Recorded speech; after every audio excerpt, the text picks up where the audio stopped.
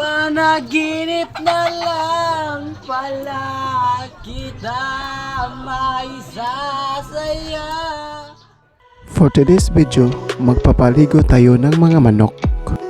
Ang mga manok na ito ay kusang breeding ko at yung iba ay binili ko lang. Kasama ko pala itong aking kaibigan na si Rio Tarocan. Kukuha na siya ng isa at isasalang na sa tubig. Ano daw? I mean, ibababad pala. Ganito siya magligo. Linilinisan niya ang mukha nito at kanya rin kinakantahan. Naranasan niyo rin po bang nakipag-usap ng manok? Kasi ako, madalas. Ang mga manok ko pala ay puro mababait. Hindi sila namamalo, kaya safe sila sa mga bata maglalaro dito sa amin.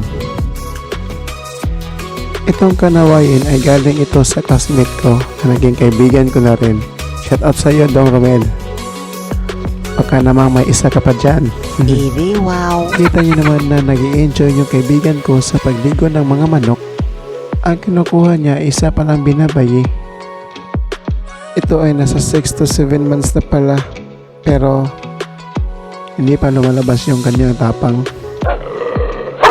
Makikita niyo naman sa mukha parang tulala pa. Parang tulala sa isang tabi na hindi mapakali. Ginamitan ko na ng stick O para madampot ko yung mga manok. Ang isa naman dito, ang lakas ng instinct. O kahit anong dampot ko, hindi ko makukuha. Sa palagay ko, may future ang manok kong ito. Kung hindi mananalo, malalagay ito sa kaldero. Sobrang liksi talaga, parang si The Flash.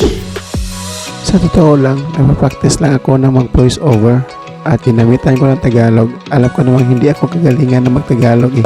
Sinusubukan ko lang. Wala namang masama kung sumubok, diba? Basta't kasama kita, lahat ay magagawa. Lahat ay maiaalay sa'yo. Ay, kanta pala yun. Let's go back to our topic. Ang manok na yan ay magiging broadcast ko dito. Kasi may katawan siya at mataas yung stand niya. Ano daw? Ang manok na ito ay parang nasa 13 months na yata. At ang susunod na papaliguan ay kanyang syota. Ginagawan pa ng paraan ng kaibigan ko para makuha at madampot yung bayi. Halatang halata na hindi gusto maligo yung kanyang girlfriend. Kaya gumawa kami ng paraan para ito ay makuha.